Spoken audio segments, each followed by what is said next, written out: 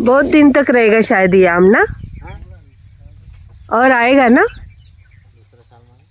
नहीं यही साल, क्योंकि छोटा छोटा बहुत है।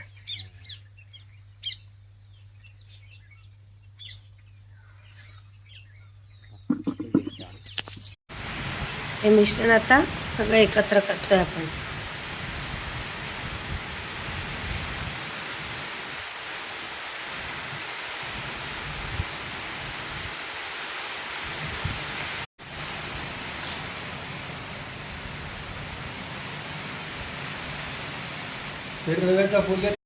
आता हळूहळू आपण सगळ्या कैऱ्यांची फोड्या ज्या आहेत त्या सगळ्या आपण मीठ हळद लावून एकजीव करणार आहोत, म्हणजे सगळ्या कैरी